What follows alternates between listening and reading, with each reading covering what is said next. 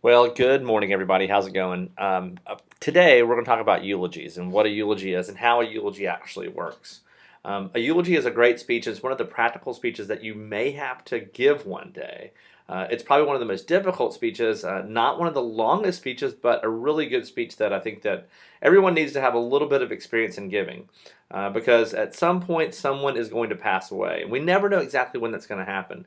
Therefore, we have to be able to prepare a eulogy speech in an efficient manner, and we want it to be respectful. So I thought today we'd go through a few of these key points of kind of what a eulogy is, how to put one together, and then what you need to do for this class assignment.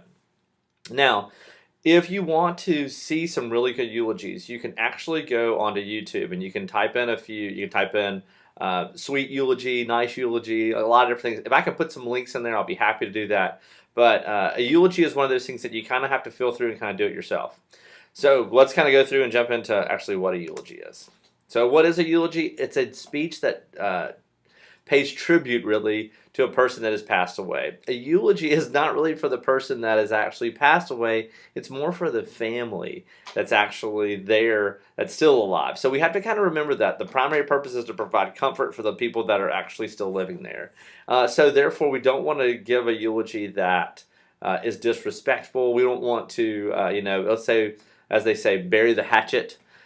We don't want to do those kind of things. We don't want to make fun of the person that passed away. We don't want to say how bad that person was. We really want to provide comfort for the people that are still there.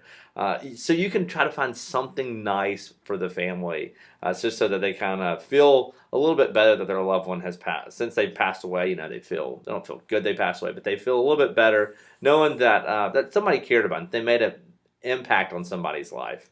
One of the things you can do in this kind of speech is you can tell a personal story, something that meant something to you. Now, of course, always, it's okay if that story is funny, but again, we always want to make sure that the story is respectful. Imagine if, your grandmother would want to hear a story about the time that you drank tequila for the first time and ran naked across the quad. That's not, the eulogy is not a time that we would actually offer up a story of that nature in a public setting. You want to really celebrate the person's life, and then, of course, as it says here, emphasize the positive aspects that person had, maybe on society or in their community, on their family, with their children, if they still have children or if they had children, those kind of things. The things that really kind of made a really big difference to them and the things that they were doing. So that's really basically what a eulogy is. Normally what I do is I have a series of different eulogies that kind of follow through here. But I can't put that on here because it would violate copyright infringement. Therefore, I'm going to put some links up or some more things on YouTube, like I mentioned earlier, that I think will help you. Go through and think back to a funeral where that you went to and somebody gave a really good eulogy. I've seen some really, really good eulogies, and I've seen some really, really bad ones too, but I've probably seen more good eulogies than bad eulogies. So what do you actually have to do for this speech? Well, this is a pretty easy speech. Again, this is another 2 to 3 minute speech. This speech is actually going to be due at the end of this week. Therefore, you're going to need to make sure that you do it quickly. I don't give you a big timeline on this one, a big development time on this one, because I really want to make sure that you have to be able to do these in a very short manner. A lot of times we don't know when people are going to pass away, so you got to be able to prepare pretty quickly. I want to make sure that if you do a eulogy, you can do it. You can do it about you if you want to kind of embellish, and obviously you haven't done all the things you want to accomplish in life. Therefore, but you can do it about yourself. You can do it about someone you know. You can do it even on someone famous. I'm okay with that. If you do it on someone famous, then you kind of have to be accurate with that person. So, but again, you could do that. Probably the two that are really easy are to do yourself or to do a loved one. That works too. Always, of course, you want to be respectful. Make sure that you don't want to say anything bad. Of course, in this speech, we wouldn't use any like cuss words. Of course, you'd never do that. But just to make sure to reiterate that, you also want to tell stories that are clean. That would be appropriate even for young children to hear, and grandparents. Always think about. For some reason, I always go back to grandparents. You have to dress professionally for this, and I do want to see people standing up. If you're going to give this, you'll be standing up. You won't be sitting down, so you should stand up, stand back from. If you're gonna record this from a computer, you'll stand back from the computer. and just make sure that I can see you. Try to make eye contact, I guess, with the camera on your computer. That works fine too.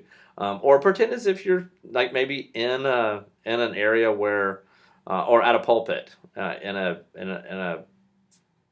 I want to. Oh my gosh, what is it called? In a funeral home. Oh my goodness, a funeral home. Oh my, what is a nursing home? But that would be very odd and uncomfortable for people that lived in a nursing home.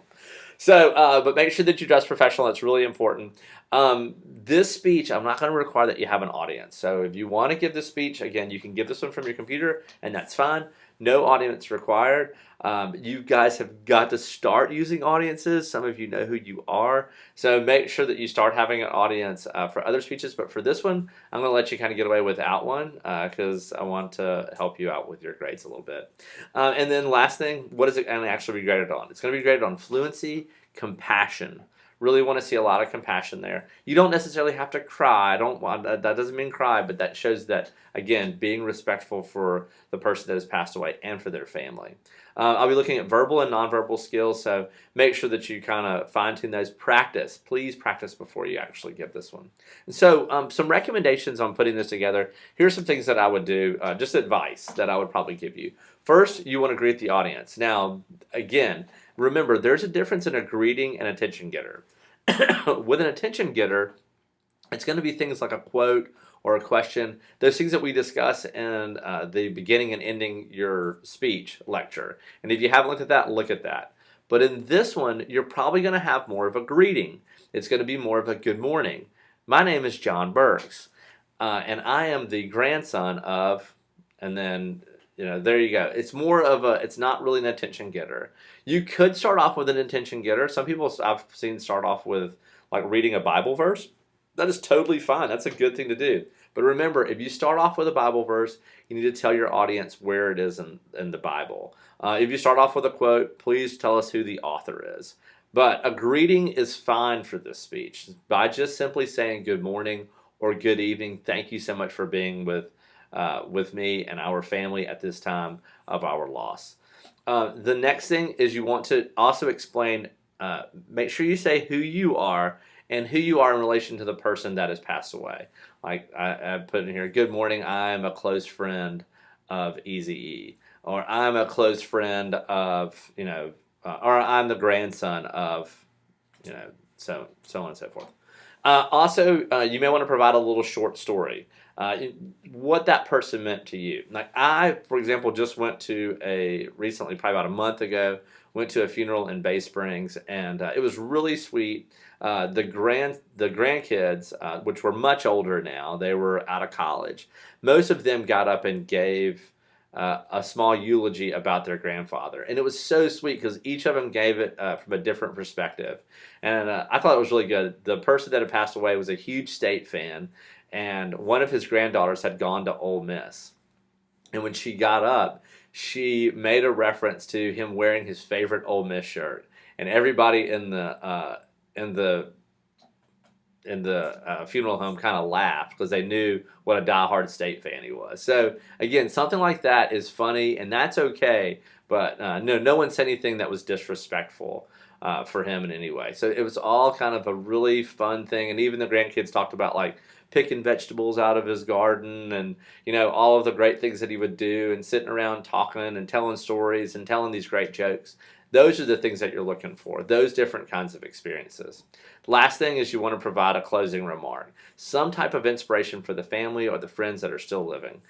Just maybe something that person did and the impact that they made on maybe on your life and on the life of others around that you observed that you thought was really, really important. So that's what a eulogy is, and that's how you would actually do it. I think that you won't have any problems with it. Again, I'm going to set the deadline for the end of this week, so I hope that you can meet that deadline. If you have problems with using My Speech Lab and you can't load into My Speech Lab, I'm going to actually open this up to be able to post this into the Canvas as well, so you can post this under the Canvas assignment as well. I would like for you to do it in the My Speech Lab if possible, because it makes it a lot easier for me to grade. So I think that you can do this one. This is not a tough one. I'm going to try to post some links again for some other eulogies, and you shouldn't have any problem. If you guys have any questions, you can always email me through Canvas, and I'll be happy to get back to you as soon as possible. Have a great day.